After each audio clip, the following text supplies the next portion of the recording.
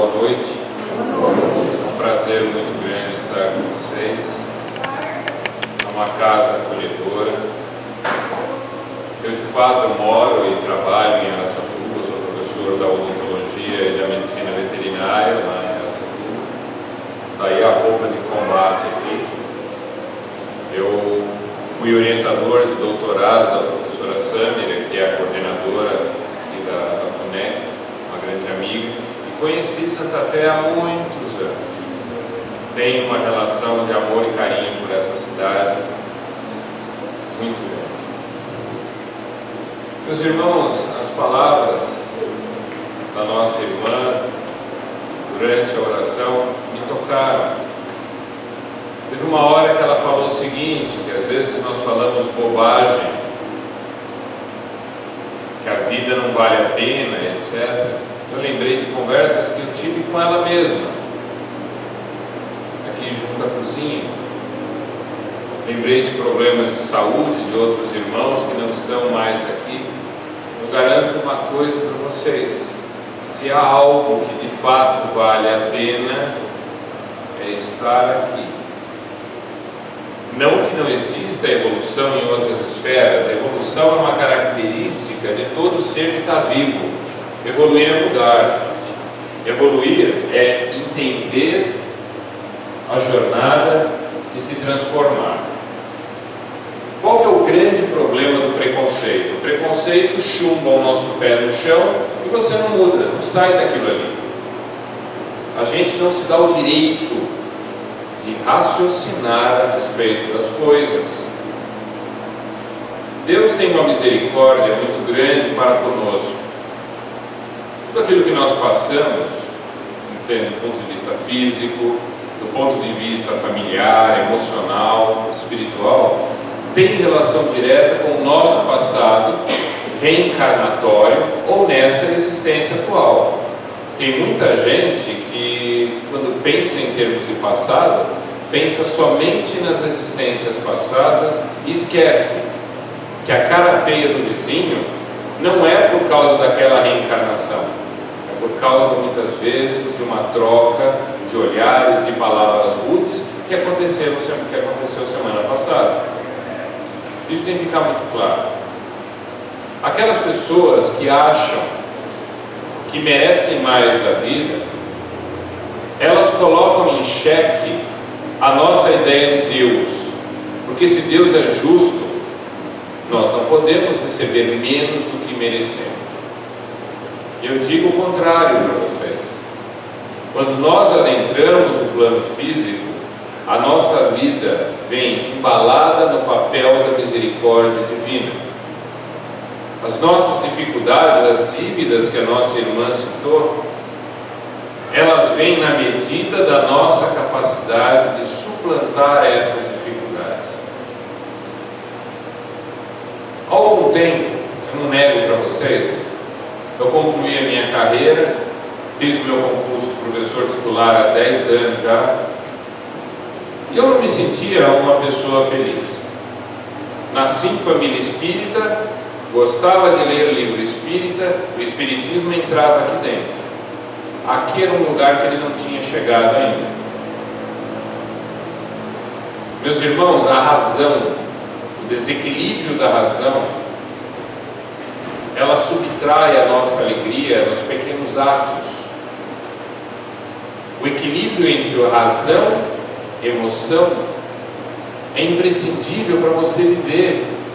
A gente precisa sentir, precisa aprender a sentir, entender que o fato de nós sermos, o fato de que somos seres racionais, não pode impedir, por exemplo, que nós venhamos a discutir, a refletir a respeito dos nossos próprios sentimentos.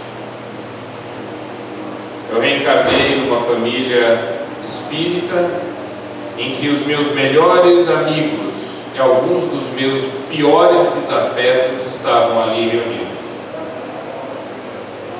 E hoje eu entendo que viver é acima de tudo, é superar as nossas imperfeições. Alguns daqueles desafetos, daqueles meus adversários, são hoje os meus melhores amigos. Nós recebemos isso, cada um de nós recebe a vida como uma dádiva. Nós nascemos no lugar certo, no momento certo, em condições mais adequadas. Nós temos muita coisa para aprender. Emmanuel, nosso querido Emmanuel não é de alisar. Emmanuel fala de maneira muito clara e muito dura o que ele pensa, quando a pessoa tem condições de compreender. Quando a pessoa é melindrosa, quando a pessoa é vaidosa, ele de certa forma suaviza suas palavras. Mas quando a pessoa tem condições de encarar a realidade face a face, como o próprio Kardec pedia, no Evangelho, Emmanuel falava diretamente. E Emmanuel uma vez comentou que o homem tinha dois grandes defeitos.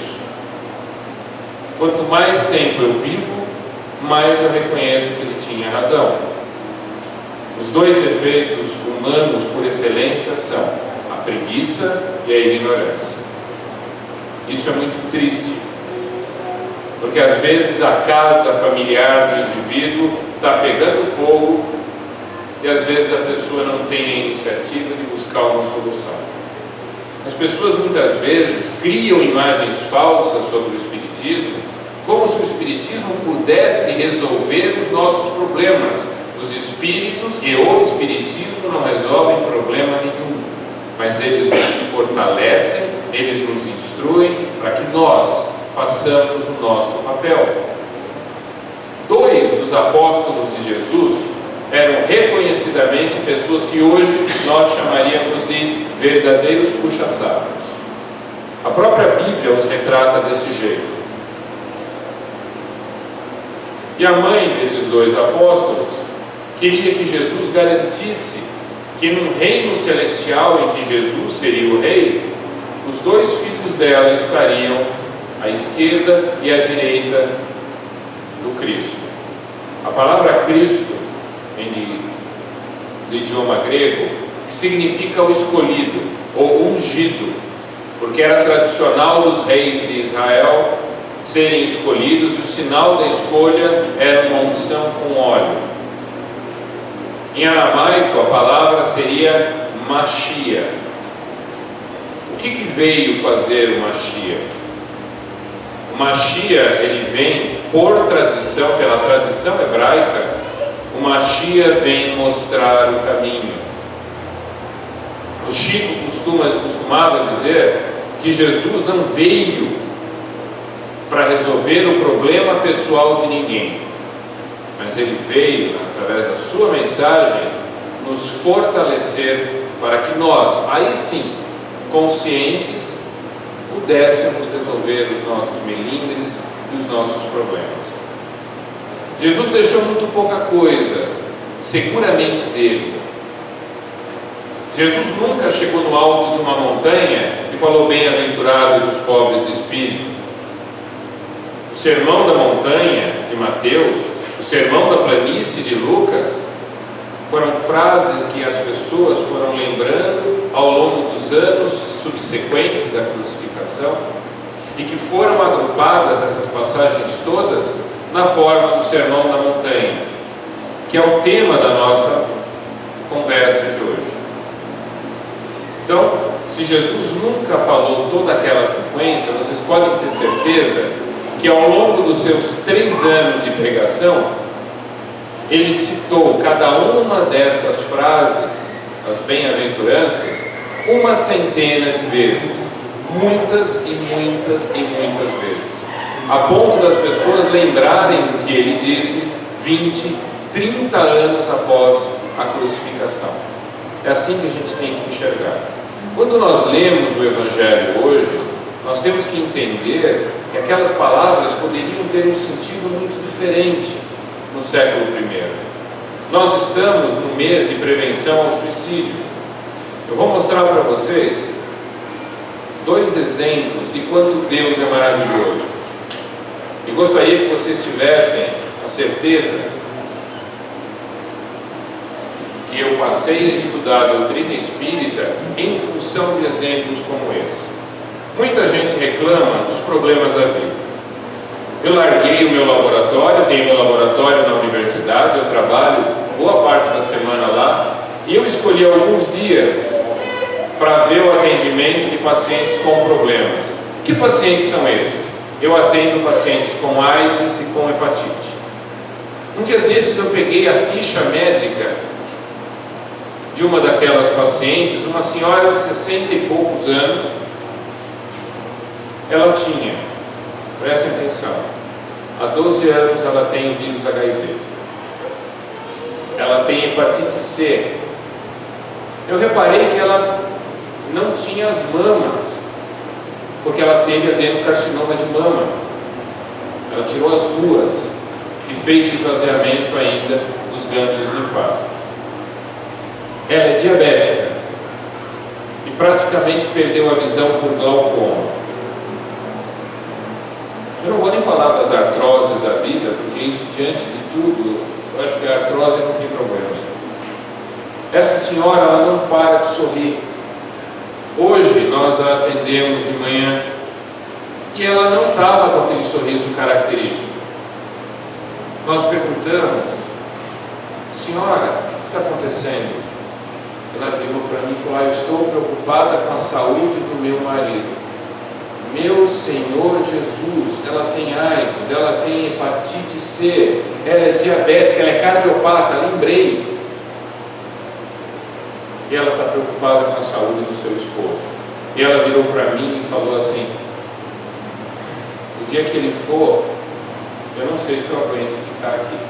Nessa hora, a minha colega de profissão, que trabalha no setor DST-AIDS da cidade, virou para mim e falou assim: o marido cuida dela como se ela fosse o ser mais iluminado do mundo.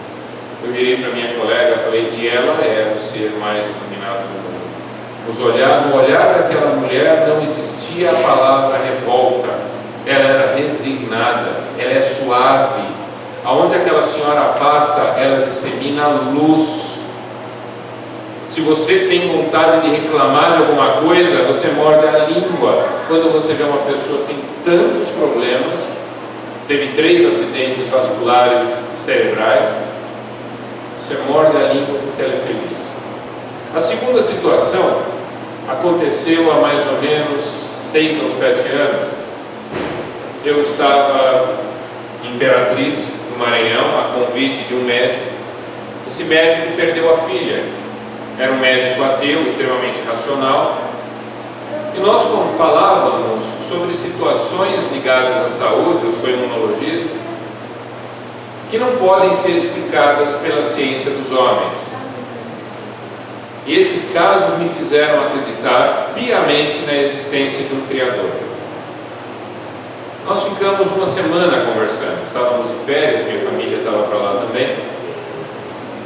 Aí ele contou a seguinte história: esse homem é um homem muito rico, ele tinha um hospital, e vira e mexe, ele era obstetra, ele é obstetra. Em muitas situações ele fez partos, a pessoa não pagou nada, a pessoa entrava em trabalho de parto, ele fazia o parto e vai com Deus, Deus te ilumine. Num determinado dia, a mulher entrou em trabalho de parto, levaram ela correndo de uma vila na região mais pobre do Brasil, que é o sertão maranhense. Ela entrou no hospital, ele fez o parto. Quando ele foi mostrar a criança para a mãe falou: eu não quero, eu odeio. Nossa, pesado. A enfermeira falou: eu quero. Antigamente era muito mais fácil você adotar. E aquela menina saiu do hospital com uma nova mãe. Muitos anos se passam. Esse médico construiu um outro hospital. Quando esse senhor adentrava no hospital, uma moça pegou na mão dele e falou: o senhor é o doutor fulano? Ele falou: sou. O senhor não lembra de mim? Ele falou: não. O senhor fez o meu parto. Aquela moça, com quase 30 anos, era a menina dessa história que eu comecei a narrar. Ele perguntou da mãe dela, que tinha sido enfermeira. Ele falou: não, minha mãe faleceu, assim, Ele não teve mais contato com aquela enfermeira. Mas o que você faz aqui? Ela falou: durante a minha gravidez, né, essa moça agora tinha uma filhinha também, os meus rins pararam de funcionar. E eu estou aqui na fila da hemodiálise. Eu faço toda semana aqui no hospital. Mas o médico nefrologista tem esperança que meus rins voltem a funcionar. Esse médico, amigo meu, entrou em contato com o especialista em rins e ele falou: não volta. O rim dela não serve para mais nada. Ele está fibrótico. Ele não tem mais estrutura funcional. O que esse médico fez? Sem falar nada para a moça, ele pediu para que um dos funcionários dele encontrasse a mãe daquela moça, procurasse saber se aquela mulher tinha outros filhos, irmãos daquela jovem. Meus amigos, eles trouxeram a mãe para uma reunião e o médico se apresentou para ela e falou: eu lembro do senhor.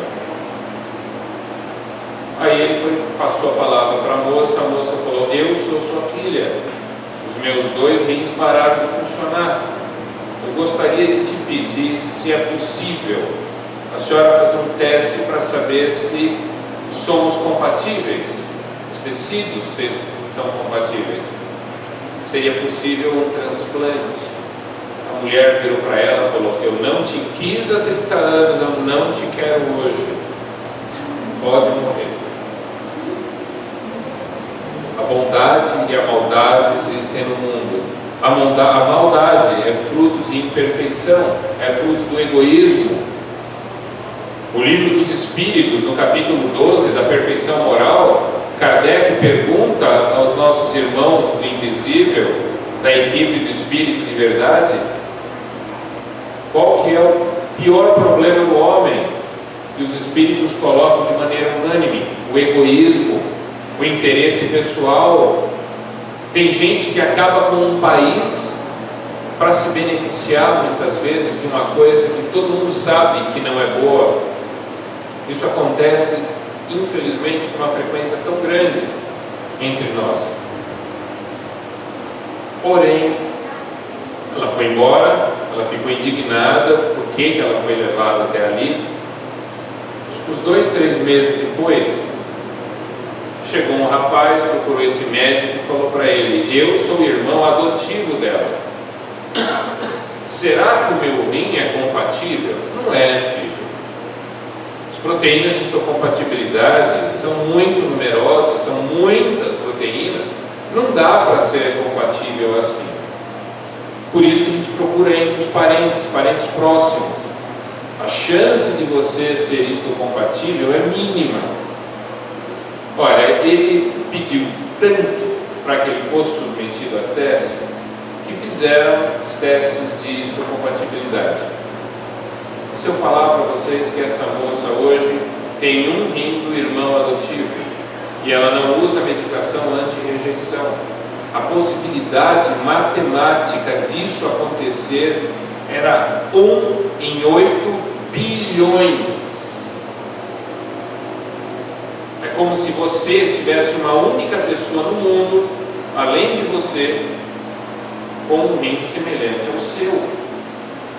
Qual a possibilidade dessa pessoa ser o seu irmão adotivo? Algumas pessoas preferem acreditar em acaso, outras pessoas preferem acreditar em sorte. Mas existem tantos exemplos como esses, em todas as crenças, em todos os locais do mundo, que você começa a entender que essa consciência universal, a que nós chamamos de Deus, grande arquiteto do universo, é uma realidade íntima na vida de cada um de nós. Mahatma Gandhi, ele disse uma vez que se toda a literatura da humanidade se perdesse, mas o Sermão da Montanha fosse conservado, nada teria sido perdido. Quando perguntaram para ele se ele se considerava cristão, ele respondeu: se ser cristão é seguir o Cristo ou seguir os dogmas das igrejas cristãs. Jesus influenciou muita coisa além do que as religiões cristãs. Eu diria para vocês que a nossa maneira de pensar tem traços cristãos profundos. Por exemplo, os últimos serão os primeiros. É uma passagem evangélica. E nós dizemos isso toda vez que nós entramos numa fila no mercado e você olha assim, tem mais ou menos 300 pessoas na frente. Você não vê a hora de ser o primeiro, mas demora um pouquinho. Jesus, ele transformou a maneira do homem ver Deus. Jesus apresenta a Deus como um pai, não como um general do exército. Ele não apresenta o Criador como um ser distante de nós, mas como alguém que está muito próximo. Todas as vezes em que nós praticamos um ato bom, que temos um pensamento bom ou uma palavra amiga, o reino desse Pai já se faria presente entre nós. Foi por isso o tema escolhido da noite, as bem-aventuranças. Se nós olharmos a versão de Mateus, que é um pouquinho mais longa, ela coloca: bem-aventurados os pobres de espírito, porque deles é o reino dos céus. Existe muita discussão a respeito disso. Os pobres de espírito seriam o quê? Dentro da nossa doutrina, nós preferimos a interpretação que os pobres de espírito são os humildes. Mas eu me pergunto, o que é ser humilde? Eu me lembro uma vez que eu tinha comentado numa palestra determinados exemplos, eu estava muito feliz, realizado mesmo. E eu virei para presidente da casa, lá em Fernandópolis, uma casa que eu também tenho um carinho enorme. Eu fiz desenvolvimento mediúnico lá, viajava de Araçatuba para lá 3 vezes na semana, me senti abraçado pela casa. Eu virei para presidente da casa e falei assim: na próxima existência eu vou aprender, vou fazer o possível, vou aprender para me afastar da última e de todo orgulho, agressividade, da empáfia da profissão universitária, do egocentrismo que até a nossa profissão muitas vezes estimula. Eu falei: eu quero nascer na África. Falei para ela brincando, dei risada. Ela olhou para mim sério e deu uma gargalhada. Ela falou: não adianta. Aí ela citou o mentor da casa e falou assim: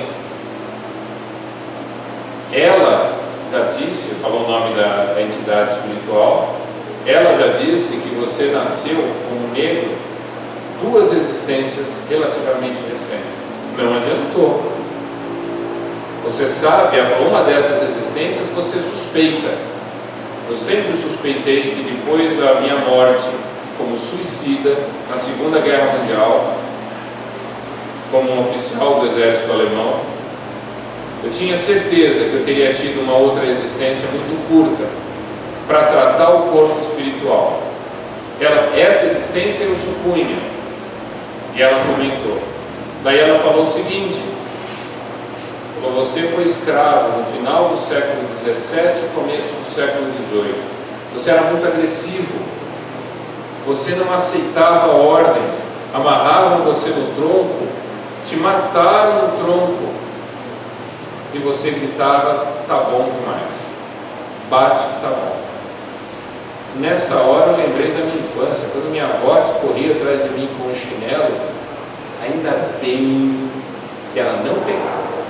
Mas eu mereci cada chinelada que eu levei dela, você pode ter certeza. Quando a minha avó pegava, eu falava: bate porque tá bom. Não é a condição econômica da família que nos recebe, não é a nossa religião e não é a nossa cor da pele que nos ensina a humildade. Isso está muito claro. A pessoa pode nascer dentro da doutrina espírita e falar a respeito de humildade 30 vezes por dia e mesmo assim ser um espírito orgulhoso. A gente tem que pensar nisso. Por que nós estamos vivos e por que recebemos a dádiva de ter contato com a doutrina espírita? Meus irmãos, todas as nossas vidas, e elas são muito numerosas, elas têm um propósito. E somente você pode chegar a descobrir o seu propósito em vida. No geral, o nosso propósito é superar a nós mesmos, vencer o nosso maior adversário, que está dentro de nós. O egoísmo, por exemplo, nos impede de ser felizes em situações em que a condição financeira, a presença de doença, nos atinge. Quando eu olho aquela senhora de 60 e poucos anos, preocupada com a saúde que não é a dela, e a saúde dela super frágil, eu entendo que bem-aventurados, de fato, são os pobres de espírito. Essa expressão, pobres de espírito, era a expressão judaica tradicional para se referir a um povo que nós chamaríamos hoje de Amei Haaretz, os simples, as pessoas simples, as pessoas da rua, as pessoas do dia a dia. Felizes, né? Bem-aventurados os que choram, porque serão consolados. De todos os sentimentos que cada um de nós poderia desenvolver ao longo da vida, um deles é especialmente prejudicial à nossa evolução. É a revolta. É a revolta. Enquanto você está encarnado, você evolui, você aprende, você se transforma. Hoje você teria as mesmas atitudes que você teve há 20, 30, 40 anos atrás? Se ela é não, é porque a evolução já se fez presente. Você já mudou. Nós não somos aquele indivíduo que estava vivo há 200 anos atrás. Muitas mudanças aconteceram. Isso é muito claro. Mas de qualquer forma, a pessoa revoltada, ela não busca a solução, ela não busca a superação de si mesma. Um aluno de português que não sabe nada de português, se ele se revoltar, ele não vai estudar português. Ele vai falar mal da professora. Não é assim que funciona? E ele volta de novo, porque na escola divina a gente não é aprovado só por frequência, não. A gente tem que ter um certo desempenho. E nós voltamos, seguimos, aprendemos de novo, e quando damos provas do conhecimento adquirido, iniciamos novas turmas, novas classes e assim por diante. O revoltado, ele não muda, ele não aceita, ele bate o pé e aqui fica. A resignação, a aceitação são importantes.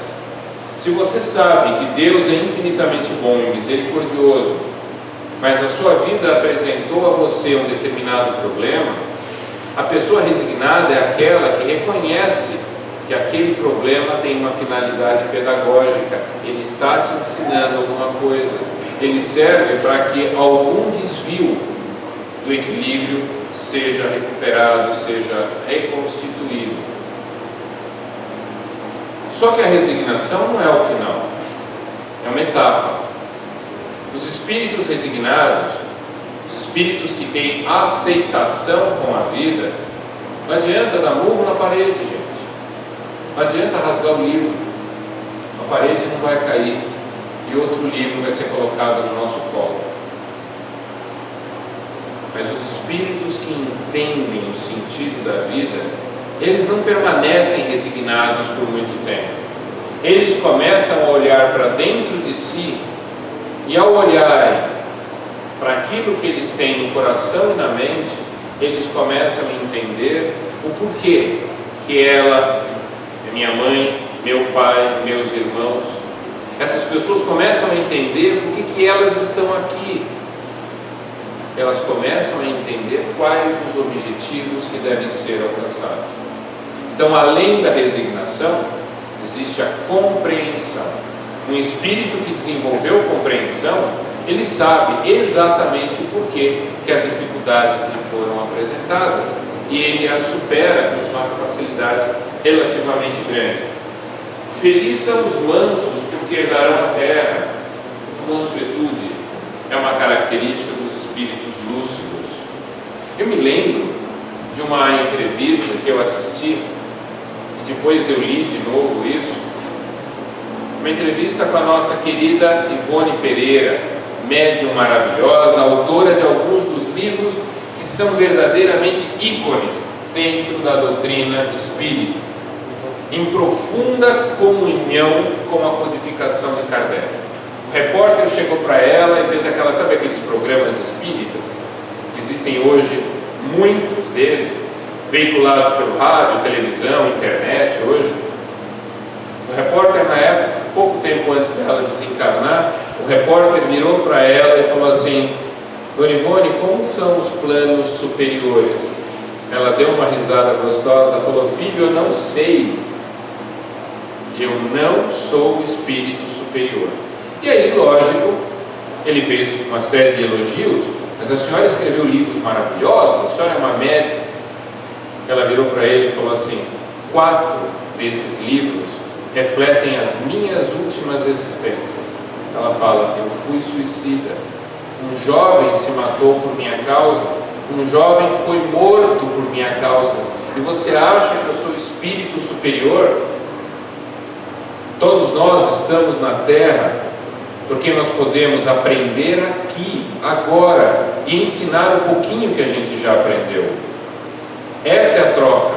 Você ensina o que já sabe e aprende um pouquinho do universo que ainda nós não conhecemos. Ela virou para ele e falou: não sou espírito superior, eu sou espírito desperto. Ela despertou. Quando você desperta do sono, quando você começa a entender o que ocorre à tua volta, você desenvolve um senso de mansidão muito grande, porque isso daí é fruto da aceitação.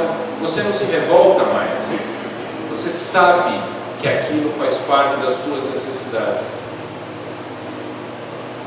Meus irmãos, vou comentar uma coisa com vocês, talvez não devesse.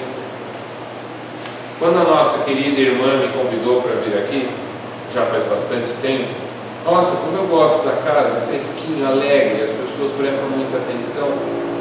Eu não comentei com ela que amanhã, terça-feira que vem, eu vou fazer uma cirurgia, amanhã é uma cirurgia exploratória, e na terça-feira provavelmente vou perder metade do pescoço por causa de um câncer de tireoide com infiltração em cordas vocais. Eu tive um sonho reunido numa roda. Agora, minha irmã, você vai entender porque as suas palavras na oração me tocaram. É muito pesado o ambiente de trabalho, de estudo seu. Como eu falei, o egocentrismo é muito grande, pelo menos aonde eu trabalho, sim. E eu virava no sonho para aquele grupo de pessoas e eu falava para eles assim: eu aprendi muita coisa, eu quero estudar outras coisas. Eu só lhes peço, para não estender muito, os detalhes eu não posso dar para vocês porque são um pouco chocantes. A minha mãe olhou para mim e falou: filho, não é para isso que você veio. Eu sempre achei que você era um guerreiro. Você vai abandonar as pessoas que mais vão precisar de você? Foi para isso que eu te eduquei? E, gente, parou. Parei de lamentar no sonho. É isso aí, vamos embora, vamos seguir em frente, porque atrás vem gente. Cada um de nós tem um motivo para estar aqui. A resignação é uma conquista, a aceitação é uma conquista, e o trabalho nos leva à compreensão do que vai acontecer. Se preocupar diante das dificuldades, lágrimas rolarem por uma sensação de perda, isso é natural. Mas nunca devemos nos revoltar diante do que ocorre, porque acima de tudo a vida é um presente do Criador. Se algo acontece à nossa proximidade, e agora eu lembro de uma conversa que nós tivemos, minha irmã, se a vida é um presente, acima de tudo, ela é uma cartilha que nos ensina muita coisa, mas aprender depende da mansidão. Quando Jesus fala em justiça, ele deixa bem claro que só existe uma única justiça, a divina e não a humana. Nós não temos o direito de julgar. Nós não podemos dizer o quanto que essa pessoa que está do seu lado aqui sofreu, trabalhou para estar aqui hoje. Quanto que ela teve que superar ao longo dessa existência. Ou essas crianças, quem que vai imaginar quais são os desafios que elas terão? Mas uma coisa eu garanto, existe uma música, um sambinha de Adoniran Barbosa, que fala: Deus dá o frio conforme o cobertor. A música chama-se Saudosa Maloca. É a mais pura expressão de verdade. Deus dá o frio conforme o cobertor. A gente tem condições de superar. E acima de tudo, quando você deixa de julgar o seu próximo, quando você começa a entender que você é profundamente ligado a Ele, quando você não se sente melhor do que Ele, você começa a desenvolver esse senso de humildade. Humilde é aquela pessoa que se reconhece como um igual entre tantos outros. Humilde é aquela pessoa que tem um coração sereno e que aí, de uma certa forma, vai brotando esse sentido de que Deus é por todos nós, e isso se apresenta como misericórdia. A vida de cada um de nós é embalada em misericórdia no momento que nós aqui entramos. Ninguém nasce para sofrer. Vocês querem ver a cena mais bonita que eu vi? Eu lembro que eu tinha 12 anos de idade. A Globo tinha um ator chamado Norton Nascimento. Ele é parente de uma tia adotiva minha, irmã da minha avó. Essa senhora falava italiano com 13 anos de idade, e minha bisavó não aprendia português nunca, então ela foi trabalhar em casa. Ficou 60 anos sem ver os irmãos porque eles sumiram. Um dia, a família desse ator foi em casa, as nossas famílias se encontraram, e as irmãs da minha tia, que eram tias dele também, as irmãs dela apresentavam os filhos. Uma família muito bonita, uma família negra muito bonita. A minha tia não teve filhos. E ela falou na frente de todo mundo: esse é o Júnior, o meu sobrinho mais velho. Esse é o Elton. Aí ela pegou a minha irmãzinha, gordinha, loirinha, e falou assim: essa é a minha pequenininha. Vocês estão entendendo como o sentido de família ele é amplo, gente? Nenhum dos meus tios e das minhas tias gostou tanto da gente quanto aquela mulher que eu fui ensinado a chamar de tia Maria. O amor transcende toda e qualquer diferença de gênero, de religião, de raça. E a gente começa a entender que as pessoas que estão ao nosso lado estão profundamente ligadas a nós. Não é possível você ser feliz se as pessoas que estão contigo também não conseguirem desenvolver essa felicidade. Bem-aventurados são os limpos de coração, e quando eu leio essa frase, eu vejo que Jesus coloca que eles verão a Deus. Quão comuns são médiuns que esperam receber comunicações das esferas superiores, mas não se esforçam nem um pouquinho para reeducar sua mente nem o seu coração. Nós entramos, nenhum de nós tem o direito de ficar sozinho. O nosso espírito estabelece vínculos com entidades espirituais dos mais variados tipos. Aqueles que buscam a luz, que cultivem a sua luz interior, isso é muito importante. Nós estamos envoltos por espíritos que se assemelham a nós. Eu vejo jovens padecendo de obsessão, e eles falam dos companheiros espirituais como se os companheiros espirituais fossem verdadeiros monstros. Eles são filhos de Deus como nós. Eles são tão monstros quanto nós mesmos. Aquele que quer vencer a barreira da influenciação espiritual, que reeduque a própria alma, porque a obsessão ela é fruto de sintonia, tá? Fruto de sintonia. No livro Os Missionários de André Luiz existem ótimos exemplos disso. No livro Libertação de André Luiz, um dos livros mais difíceis e complexos já escritos mediunicamente. O livro é essencialmente sobre as obsessões. Então, se nós queremos entrar em contato com as esferas superiores, vamos reeducar a nossa maneira de sentir, a nossa maneira de pensar. Bem-aventurados os pacificadores, bem-aventurados aqueles que são perseguidos, bem-aventurados sois vós, porque eu coloquei em vermelho, bem-aventurados somos todos nós, que recebemos a oportunidade de uma nova existência na matéria. Somos nós, porque nós temos condições ainda, essa vida nas nossas mãos, nós temos condições de pegar a rédea da nossa existência e melhorar o caminho a ser percorrido.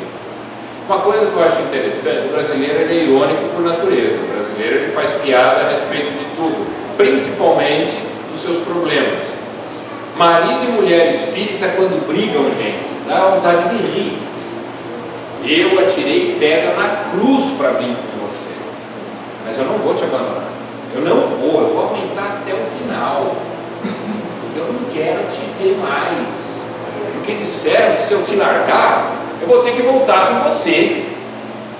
E pior ainda, me disseram que era você seu filho.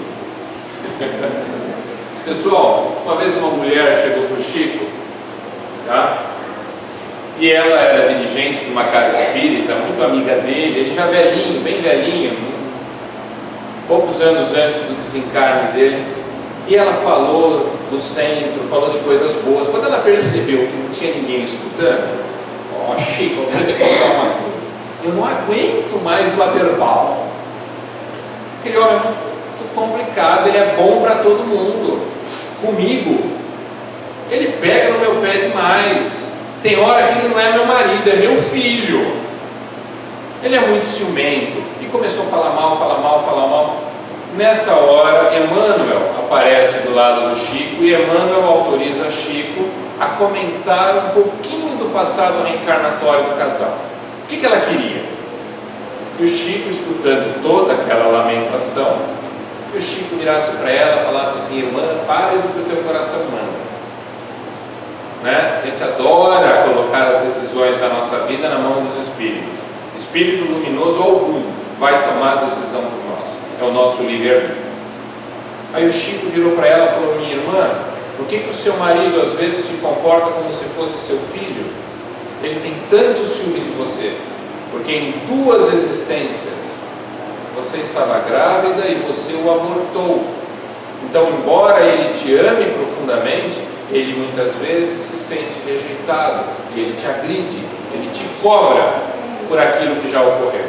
Aí o Chico vira para ela e fala assim: trata ele com amor. Não existe nada que o amor não resolva. Então nós temos que tomar muito cuidado para julgar, orientar e seguir.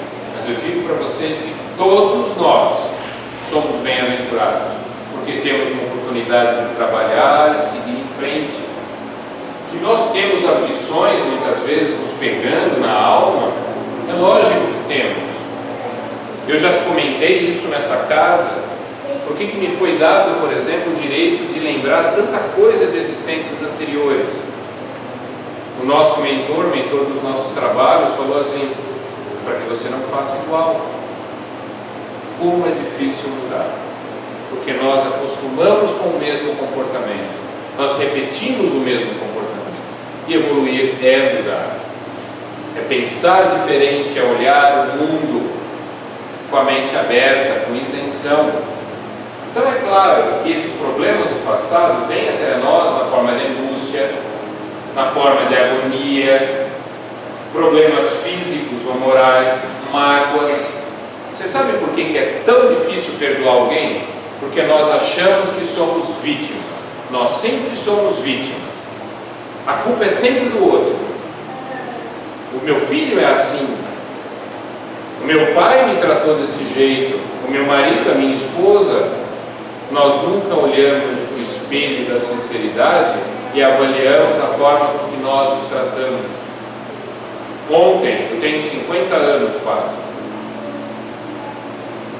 Ontem meu pai me chamou para almoçar e ele escreveu assim: filhão, você vem papar? Vocês acham que é assim que se chama um homem de 50 anos? Só se você for profundamente apaixonado por ele. E eu não nego que quando eu era criança eu escutava o nome do meu pai e me arrepiava. Eu sou Júnior. Eu sei que um dos objetivos dessa existência foi restabelecer minha relação com ele. O meu pai é o meu melhor amigo, é o meu filho caçula hoje. E se eu pudesse passar por todos os problemas que ele ainda vai passar, de saúde, morais, etc., eu passaria. E você começa a entender que viver é se permitir reconstruir também. Isso é muito importante para nós. A incompreensão machuca, mas a incompreensão, gente, ela desaparece. Ela passa, porque a cada dia nós entendemos um pouquinho mais, porque nós buscamos, e essa busca nos leva a solicitar auxílio. Os amigos espirituais nos auxiliam, e quando eu falo amigo espiritual, eu não estou me referindo somente a espíritos desencarnados, porque alguns dos nossos maiores amigos espirituais estão encarnados do nosso lado, sofreram dores por nossa causa, nos pegaram no colo, nos ensinaram a ler e escrever, ou ainda serão recebidos na nossa família. A religião, ela nos auxilia bastante, mas muito mais importante do que estar numa casa espírita é se espiritualizar, é você buscar uma nova identidade, buscar uma nova maneira de pensar. O espiritismo ajuda demais, mas pense numa coisa: aonde que é importante ser espírita? A doutrina espírita é uma doutrina de amor, gente. Ela luta contra a injustiça. A doutrina espírita, ela se coloca contra todos os ismos. Todos os ismos da vida, os machismos, os feminismos, os sexismos. A doutrina espírita se coloca contra todo tipo de exploração. Só que para vocês verem quanto nós somos preconceituosos, todos os homens aqui tiveram muitas existências femininas, mas raramente admitem. E todas as mulheres também tiveram existências masculinas. Toda mulher sente que em algum momento ela pode ter sido um garoto, correu, brincou, pode ter sido um religioso, ou teve uma relação diferente com relação ao próprio gênero. A mudança de sexo de uma existência para outra é relativamente frequente. Só que nós homens, por preconceito, nós não assumimos isso. Então a religião, ela muitas vezes nos abre os olhos. Agora, qual a luz que nós devemos acender? A luz da centelha divina que existe dentro de nós. Existe um evangelho chamado Evangelho de Tomé. Ele não foi parar na Bíblia, porque ele, na verdade, ele não conta histórias a respeito de Jesus. Esse evangelho é assim: ele começa falando que aquelas são as palavras deixadas pelo nosso Senhor Jesus para Dídimos Tomé. A palavra Tomé vem do aramaico Tolmai, que significa gêmeo. A palavra Dídimos vem do grego, também significa gêmeo. E pela tradição, esse homem é um dos irmãos de Jesus. Jesus teve vários irmãos cujos nomes estão no Novo Testamento: Simão, José, Tiago, que veio logo depois dele. Teve duas irmãs que a tradição chama de Shlomit e Miriam. Tá? Esqueci o nome de um dos irmãos de Jesus, gente. Tiago, Simão, José. Está me faltando um aí. Não vou dormir hoje sem lembrar disso. A tradição sugere que seja. Nesse evangelho, as pessoas perguntam para Jesus o que fazer para ter uma vida útil. Jesus responde: seja transeunte. As pessoas passam por essa frase curtinha, não dão valor nenhum a ela. Mas os irmãos médiuns da casa que trabalham com tratamento espiritual poderiam dizer para vocês que 90% das pessoas após o desencarne apresenta desarmonias porque tem apegos muito fortes ao plano físico, ou aos bens materiais, ou aos filhos, ou à esposa. André Luiz relata que ele sofreu quando viu a esposa com o segundo marido. Ele deixa bem claro isso. Quando Jesus fala, seja transeunte, ele quer dizer o seguinte: tudo na vida passa. Nossa irmã falou aqui isso também. Tudo passa. Aprenda a sorrir. Saiba que a felicidade e a alegria são imprescindíveis, mas aprenda as lições que muitas vezes as lágrimas nos trazem. Tudo passa na vida, tudo segue, nós temos que seguir junto. Seguindo a nossa vida, que nós venhamos a aprender com ela, ensinando um pouquinho que nós já sabemos e aprendendo aquilo que muito nos falta, como eu falei para vocês. E isso nos leva à conquista do entendimento. Quando nós colocamos em prática nosso conhecimento, nós desenvolvemos uma coisa chamada sabedoria. Lembrem, ninguém vale pelo que sabe, mas por aquilo que faz com aquilo que sabe. Como você coloca em prática aquilo que você já aprendeu na doutrina espírita, na educação dos filhos, dos netos, no trato com o garçom do restaurante, do caixa do banco. Lá também é lugar de ser espírita, não é apenas na casa espírita. Uma característica que nós temos que banir da nossa vida é a hipocrisia. A pessoa que aparenta humildade, quando guarda dentro de si um egoísmo, um egocentrismo, ela se sente o centro do universo. Não pode ser assim. Você não pode mentir para si mesmo. Isso é muito sério. É a pior mentira que existe é aquela que nós fazemos para nós mesmos. E para que vocês vejam como as coisas mudam e evoluem, esse livro eu comentava com a minha irmã ali na biblioteca. Esse livro é maravilhoso. Ele é o único livro espírita, melhor minto, é o único livro que eu conheço do Chico. Esse livro não é cristão e muito menos espírita. Esse é um livro judaico, escrito por um autor judeu que morreu aos 19 anos. A mãe e o pai desse rapaz receberam várias mensagens do filho através do nosso querido Chico Xavier. Emmanuel pedia que Chico tivesse um carinho todo especial, porque aquele jovem era o primeiro jovem que vinha de uma comunidade espiritual judaica a dar um testemunho da vida espiritual. Esse menino morreu, ele estava no primeiro ano de medicina, ele morreu por causa de uma reação alérgica a um medicamento que ele colocou nas vias aéreas. Quando ele desencarna, ele é levado para uma cidade, Jerusalém, Yerushalayim, e o avô dele o recebe, falando com ele em hebraico. Quando ele pergunta para o avô o que ele deveria fazer para viver naquela cidade, o avô responde para ele: fazer o bem sem ver a quem. Eu acho que nada é mais cristão do que isso.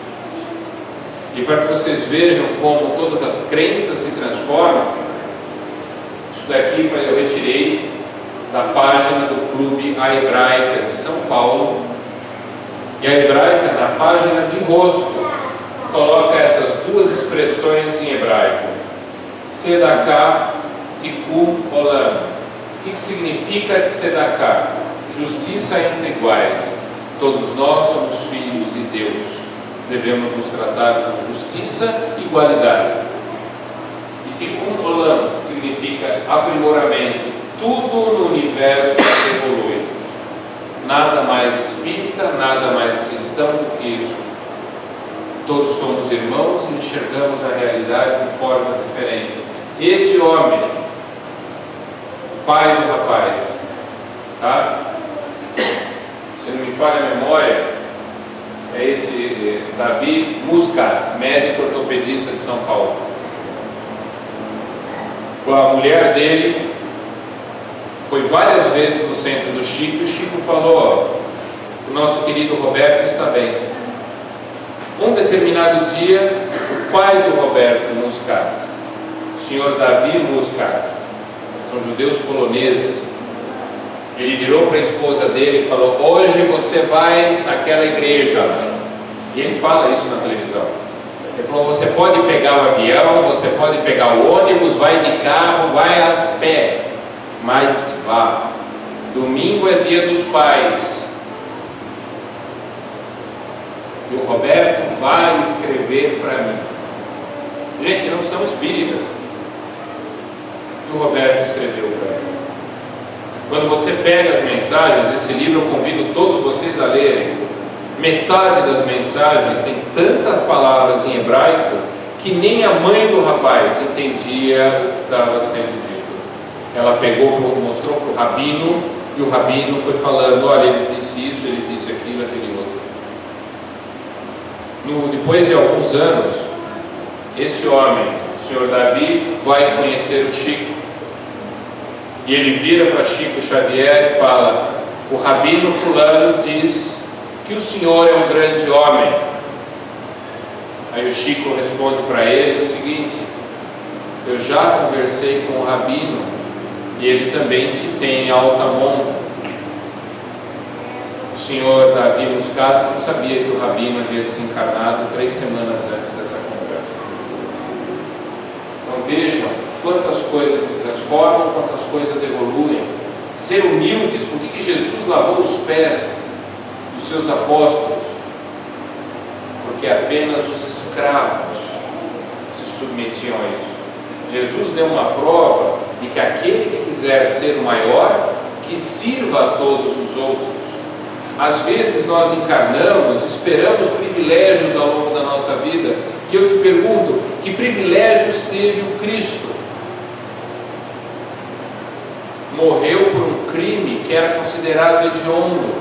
Saibam vocês que os condenados por crucificação não tinham direito a uma tumba.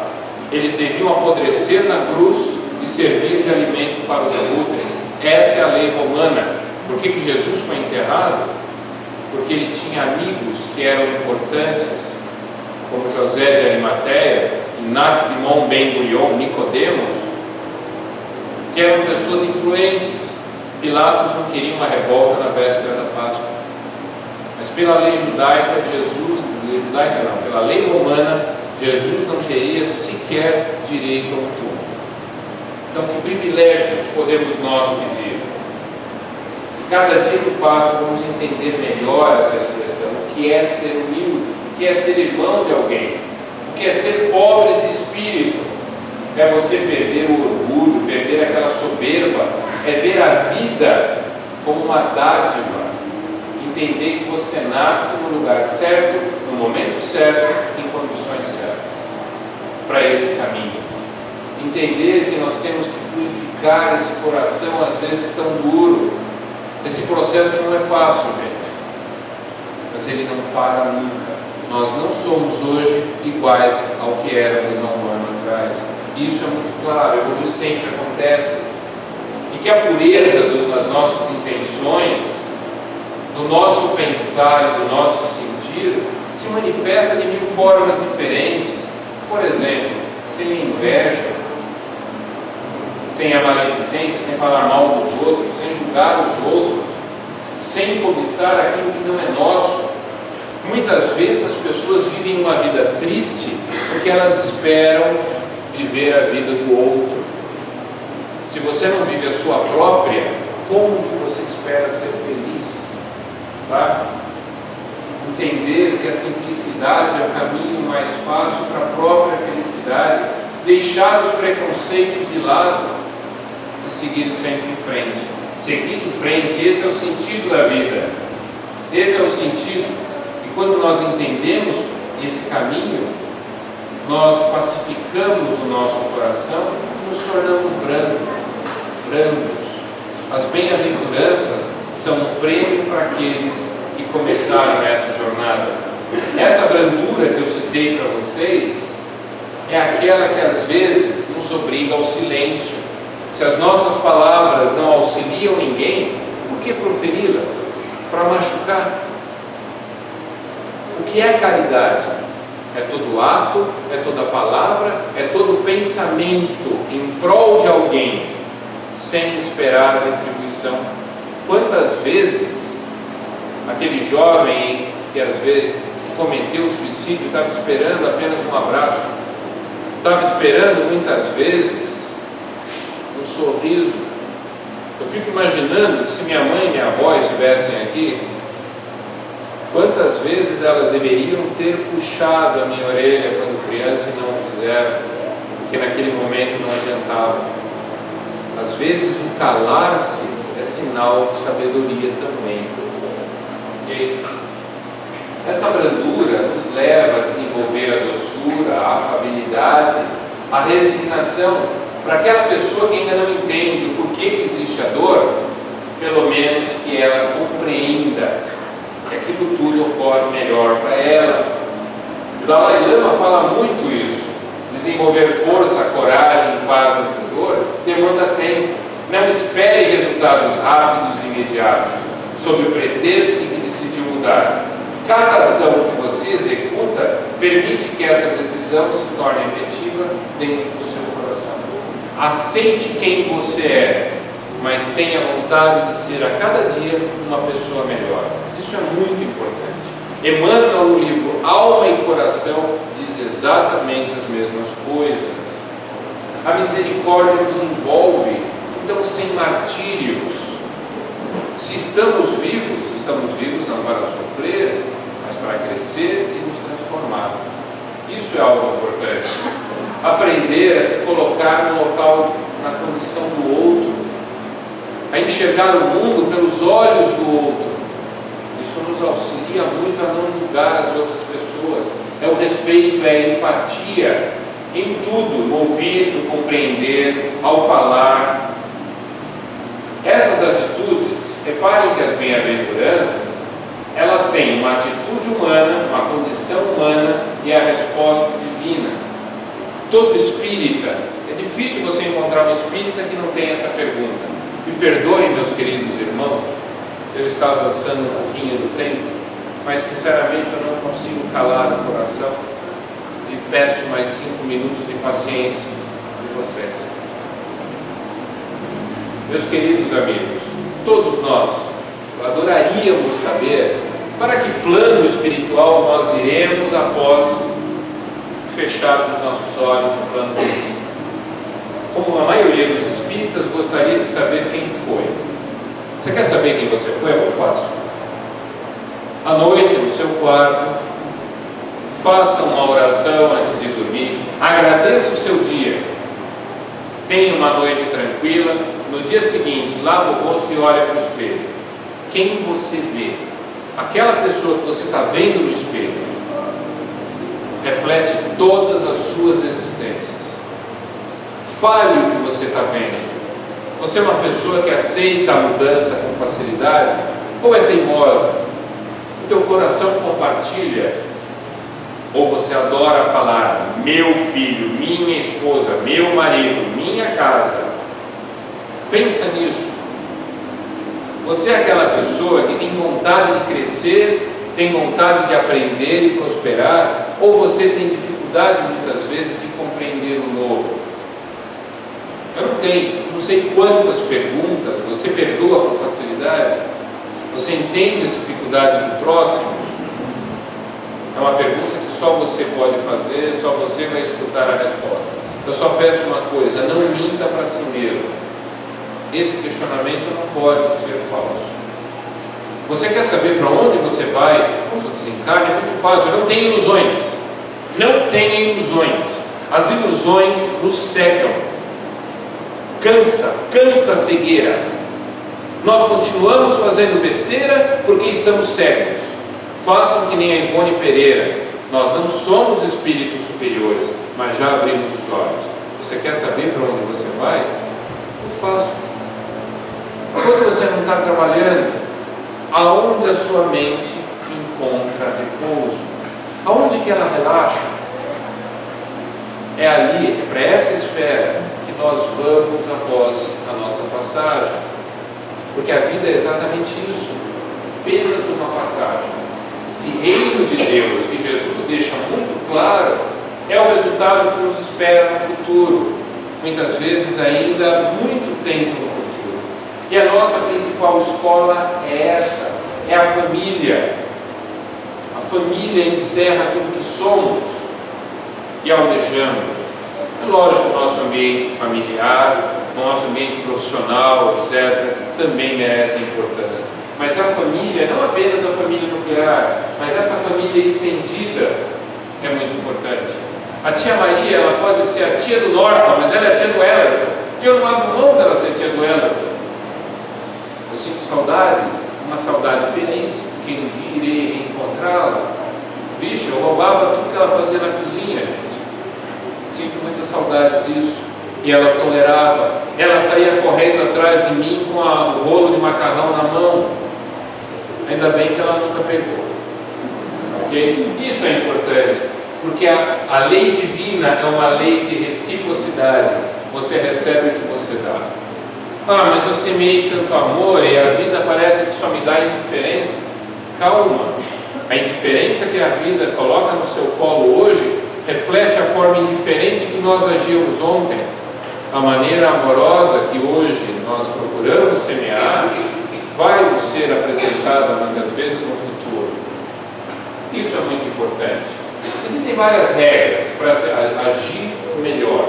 Não vou ler, não vou falar a respeito disso diretamente, mas se lembre de se colocar no lugar do próximo, ter paciência, ter tolerância. A caridade nos transforma profundamente, porque a caridade é recíproca. Todo mundo olha esse médico do Médicos Sem Fronteiras e esse menininho, nossa, ele está cuidando da saúde do menininho. Gente, o menino está dando um passe nesse médico. Olha a alegria desse moleque. Olha que menino bonito, que gorducho.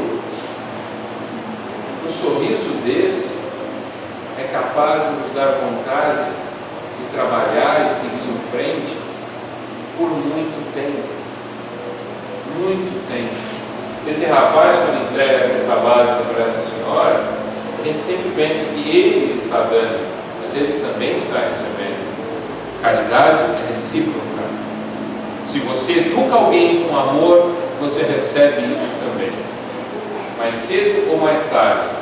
Se vocês me permitirem, tudo isso que eu estou falando já virou música há muito tempo. Existe uma música que é tão espírita. Um dia eu vou aprender a cantar. Mas para que vocês não sofram hoje, ninguém merece me ouvir cantar. Só a coitada da minha esposa que está lá para sofrer. Tá? Minha filha amanhã, domingo, vai cantar no Centro Espírita lá em Andradina. Ela acredita que canta bem. Gente, mas nem eu que sou pai vejo ela cantar bem. Mas deixa ela acreditar nisso. Isso vai dar vontade. Ela passou aí na evangelização porque tem música. E ela vai cantar essa música. O autor, são dois autores, Renato Teixeira e Almir Sater. Almir Sater estava no programa da nossa querida e já falecida Elisita Barroso, e ele fala que essa música foi recebida em breves minutos. Ele fala, só pode ter sido psicografada. Presta atenção nessa letra, lembrando do que é a vida, dos objetivos da vida e da reencarnação. Ando devagar, porque já tive pressa. Não corra, siga em frente, aprenda com ela. E levo esse sorriso, porque já chorei demais. O sorriso daquela pessoa que agora compreende a marcha, que entende o que a vida nos apresenta. Hoje me sinto mais forte, mais feliz, quem sabe, só levo a certeza de que muito pouco sei ou nada sei. Aquela pessoa que julga saber tudo, conhecer tudo, ela não aprende, ela não considera os dias como uma escola útil e proveitosa. Sócrates falou isso. Muito importante, conheça a ti mesmo. Esse é o maior conhecimento que nós podemos conquistar. No Livro dos Espíritos, essa é uma recomendação que nos foi dada. Conhecer as manhas e as manhãs, o sabor das massas e das maçãs. A vida beleza da vida está nas pequenas coisas. Um dia eu achei, quando eu era criança, que apenas os seres iluminados tinham o poder de mudar o mundo, mas o sorriso daquele menino negro muda o mundo. Quem muda o mundo são os pequenos atos das pessoas comuns, que procuram semear um mundo melhor. É preciso amor para poder pulsar, é preciso paz para poder sorrir, é preciso chuva para florir. Penso que cumprir a vida seja simplesmente compreender a marcha e ir tocando em frente. Procure ser útil, leva. Peça orientação para o teu companheiro espiritual. Ele te fala. Algumas das suas atitudes mais importantes você vai descobrir depois que você não estiver mais aqui. Que foi o seu irmão espiritual, a sua irmã espiritual tão próxima de você, que sussurrou no teu ouvido, que te deu força. Foi aquela mãezinha que ficou lá em cima, o paizinho que não pôde vir. Foi aquele teu irmão que às vezes você nem amava, mas que ele te ama demais e quer teu bem. Seguir em frente e aprender que a vida é apenas uma marcha que nos apresenta aspectos bons, momentos difíceis, o nosso crescimento e aprendizado. Todos nós somos de fato um velho boiadeiro, levando a boiada, tocando os dias pela longa estrada. Eu vou, estrada eu sou. A estrada que cada um de nós percorre ao longo da vida foi pavimentada com os nossos atos, as nossas palavras e os nossos pensamentos. O ambiente está pesado, sorria, semeie uma vida mais leve. Você não precisa carregar esse peso que está nas costas. Ninguém é perfeito, nós caminhamos em direção à perfeição. Nós somos a nossa própria estrada. E agora começa a doer o coração quando você olha que todo mundo ama um dia. Todos amamos e aprendemos a amar, e amamos cada vez mais. Hoje, quando eu vejo uma história como daquela moça do transplante, eu me emociono. Há 20 anos atrás eu olharia um caso interessante. Eu me sinto muito mais leve, muito mais feliz, porque eu começo a entender o sentido da minha marcha, e cada um de nós tem essa marcha.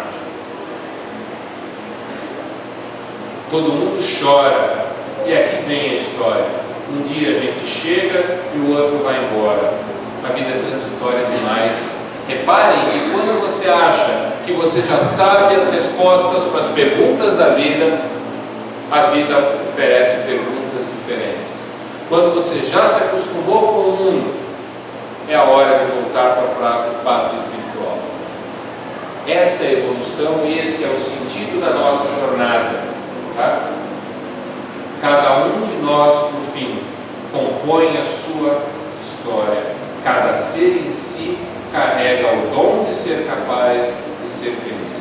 Nós somos capazes de escrever a nossa história, uma história que venha refletir hoje a fé que nós temos no nosso Pai, a compreensão que nós temos na mensagem do Mestre Jesus, e hoje mais fortes, encontramos em grupo, em sociedade, na nossa comunidade, a força de vencer. Benditas são as pessoas que mantêm essa casa aberta, encarnados e desencarnados, porque a gente encontra aqui um consolo. Outras pessoas encontram um consolo no teu sorriso, no teu abraço, amigo ali fora, do lado do carro, debaixo da árvore, e você descobre que você não está sozinho. Eu agradeço muito a oportunidade que essa casa vem me dando ao longo dos últimos anos. Eu espero que as bênçãos divinas possam continuar caindo sobre cada um de nós. Para que vocês tenham uma noção, 10 segundos agora.